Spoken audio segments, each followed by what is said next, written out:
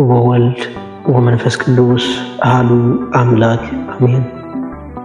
ምግባር ሰናያት መሐረን አምላኽ አብኡን ጎይታናን አምላኽናን መድኃኒናን ኢየሱስ ክርስቶስ ሰቲሩናን ረዲእናን ዓቂብልናን ተቐቢልናን ራህሪህልናን ደጊፍልናን ክሳዕ እዛ ሰዓት እዚኣ እውን ኣብፂሕና እሞ ንመስግኖ ኣለና።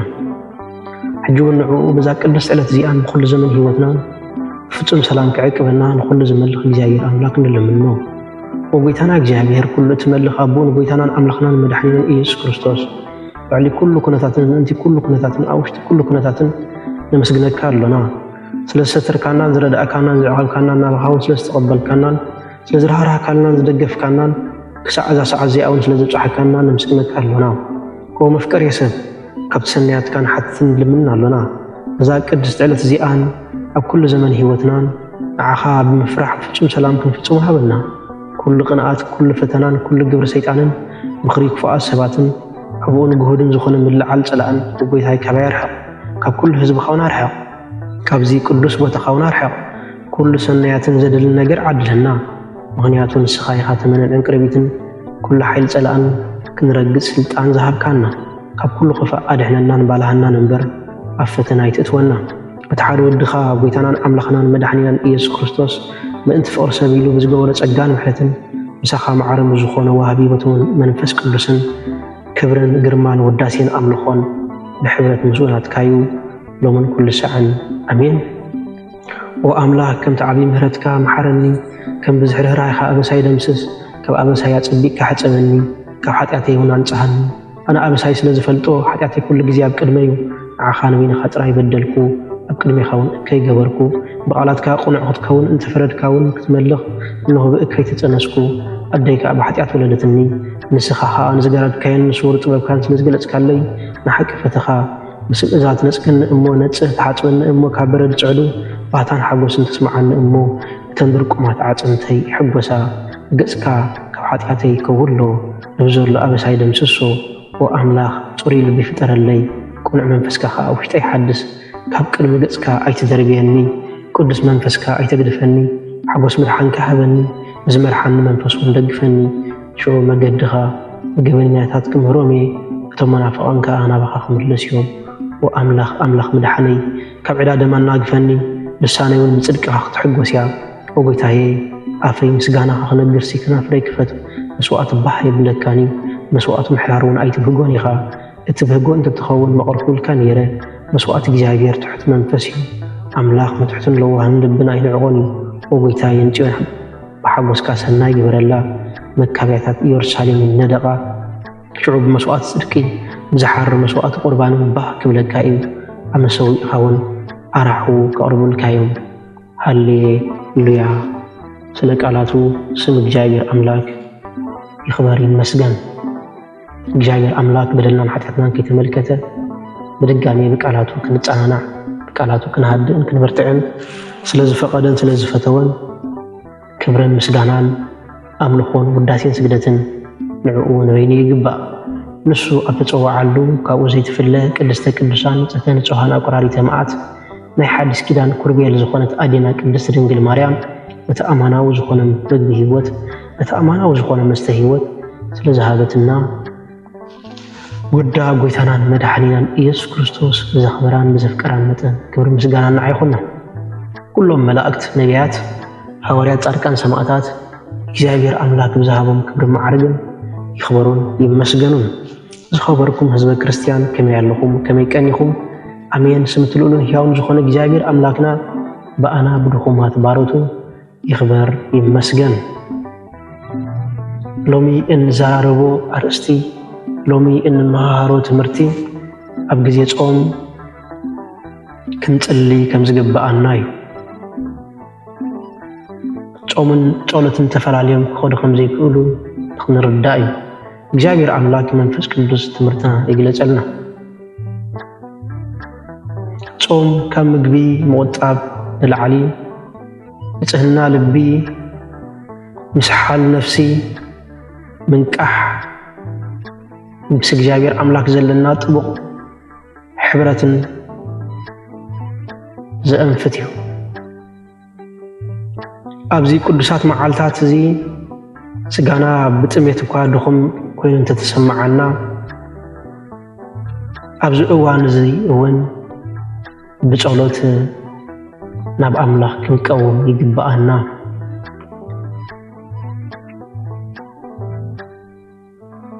ኣብ ግዜ ጾም ንነፍስና እንድብሳ ብጸሎት እዩ።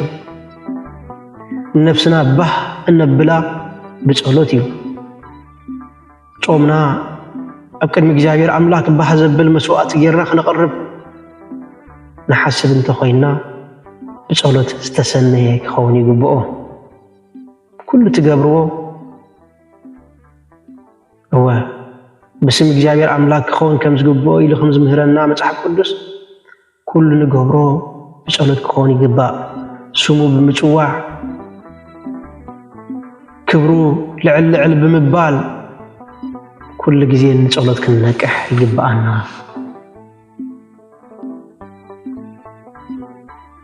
ኣብ ጾም ግዜ ክትጸልይ ከለኻ ኣብዚሕኻ ጸሊ፣ ብትሕትና ጸሊ፣ ብጽንዓት ጸሊ። ምክንያቱ ጾም ናብ መንግስቲ ኣምላኽ ዝወስድ መገዲ እዩ። ጾም ኣብ ቅድሚ ዝፋን ኣምላኽ ምሕረት ዘውህብ መገዲ ወገናተይ።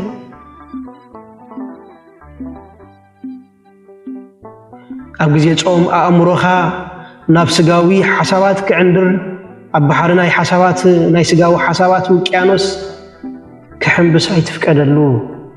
ንጾምካ ብጸሎት እሰሮ።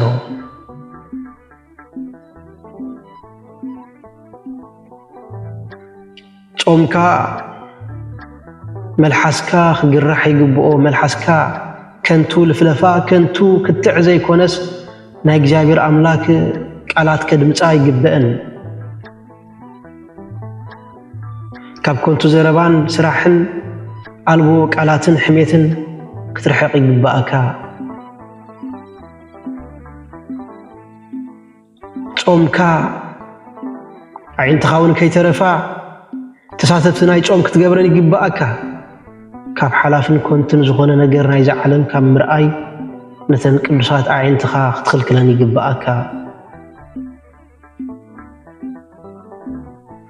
ንኣጣማምታኻ ንሁ ብሓጢኣት ኣረኣእያ ኣይተዘንብሎ።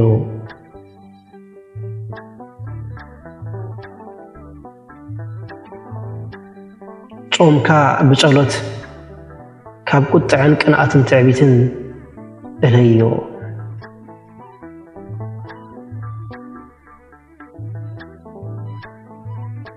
እቲ ዝጽልን ዝጸውምን ሰብ ንቑሒ ይብለና ቅዱስ ይስሐቅ ሴራዊ።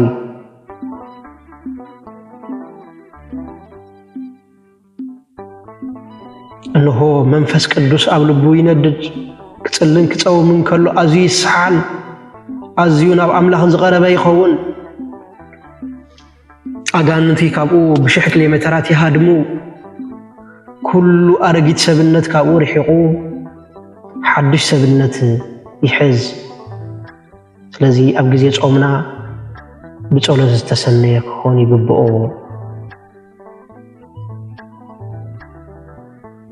ጸሎት ብዘይ ጾም ከም ማይ ዘይብሉ ሩባ እዩ ወገናተይ።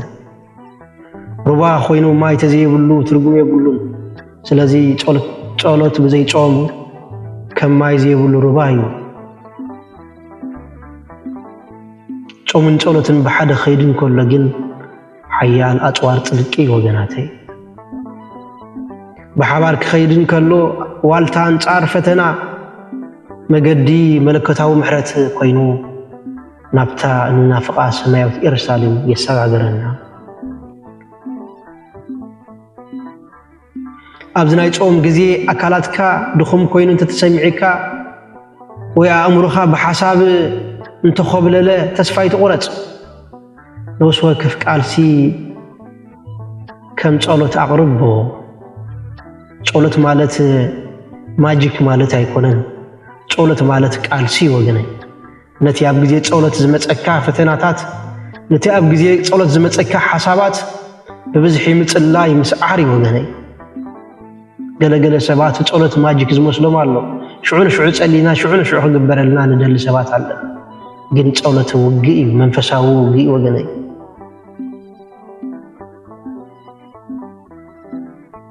እንታይ ዓውደ ኺናቲ ብሓንሳብ ብቕጽበት ቅይሙ ዝጠፍእ ስለዚ ጸሎት ማጂክ ኣይኮነን ጸሎት መንፈሳዊ ውግእ ወገናተይ ስለዚ አእምሮኻ እኳ እንተደኸመ አእምሮኻ እኳ ብሓሳብ ብብዙሕ ነገር እንተተፈተነ ነዚ እውን ከም ጸሎት ኣብ ቅድሚ ኣምላኽ ዕርጎ በዚ ተፈቲንካ ኣብ ቅድሚ ኣምላኽ ቁም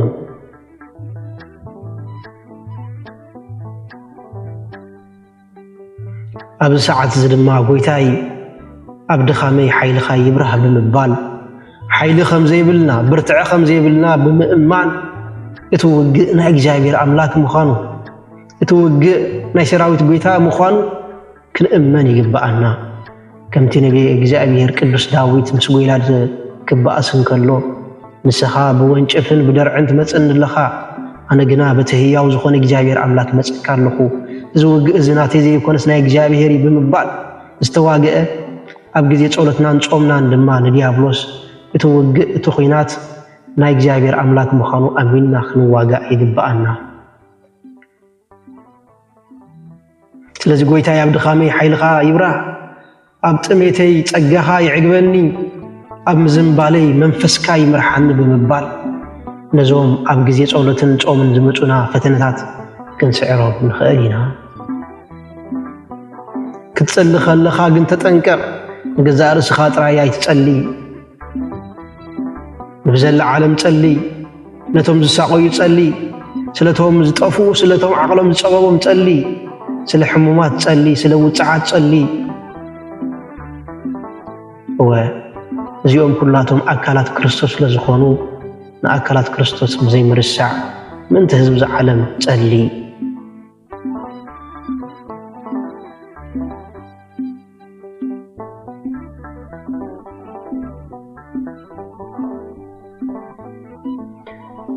ኣብ ጾም ግዜ እንጽልዮ ጸሎት ብሙሉእ እግዚአብሔር ኣምላክ ከም ዝሕጉሶ ክንኣምን ይግባአና ኣብ መወዳእታ ጾምን ጸሎትካን ብዘይ መግቢ ወይካ ብንውሓት ንቕሓትን ብንውሓት ናይ ግዜ መጠንን ኣይተዓቅኖ ብዕምቆት ፍቕሪ ኣምላኽን ብንጽህና ዕላማን ብለውጥን ነፍስኻን ደኣ ለክዓዮ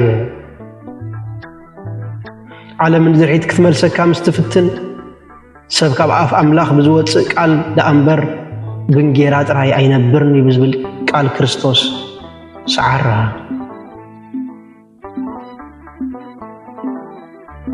ኣብ ጾመሉ ግዜ ምግቢ ይዘኻኸረካ ግን እቲ ኣማናውን ተሓቀኛን ምግቢ ህይወት ክርስቶስ ይወገነይ እዛ ዓለም እዚኣ ዝጠፍአት ብምግቢያ ብብልዕያ ኣዳም ካብታ 7 ዓመት ዝተቐመጣ ገነት ዝተሰጎ ብብልዒ ወገናተይ ሎሚ ድማ ወዲ ሰብ ዝድሕን ብብልዒ ስጋ እንደምን ናይ ክርስቶስ ብምብላዕ ምስ ክርስቶስ ብምውሃድ ካብቲ ናይ ዘለኣለም ኮንቱን ፍዳን ይድሕን ስለዚ ኣብ ግዜ ጾም ምግቢ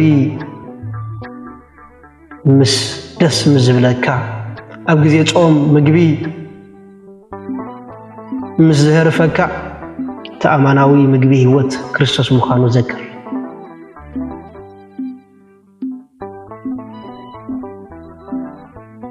እምበኣር ከስብ ፍቑራተይ ኣብ ንጸመሉ እዋን ጸሎትና ብርቱዕ ልብና ትሑት መንፈስና ንቑሕ ነፍስና ድማ ሕጉስ ምታን ክኸውን ኣብ ቅድሚ እግዚአብሔር ኣምላክ ድኽመትና ብምእማን ክንጽልን ክንጸውም ይግባአና ምክንያቱ ጾም መቕጽዓት ይኮነን ሓርነት እዩ መከራ ይኮነን ቅድስና እዩ ዘይምህላው ኣይኮነን ኣብ ህይወትካ ምልኣት ኣምላኽ ምርካብ እዩ ጾምካ መዓዛ መስዋዕቲ ጸሎትካ ዘንጸባርቕ ብርሃን ህይወትካ ድማ ምስ ክርስቶስ ዝነብር ክኸውን ይግብኦ ነዚ ክንገብር ናይ እግዚአብሔር አምላክ ቅዱስ ቸርነት ናይ ኣዴና ቅድስት ድንግል ማርያም ኣማላድነት ናይ ኩሎም ሆርያን ጻድቃን ተራዳእነት ኣይፈልየና ንዝነበረና ግዜ ባሪኹን ቀዲሱን ስለ ዝሃበና ክብርን ምስጋናን ኣምልኾን ውዳሴን ስግደትን ንዕኡ ንበይኑ ይግባእ። ወስብሐት ለእግዚአብሔር።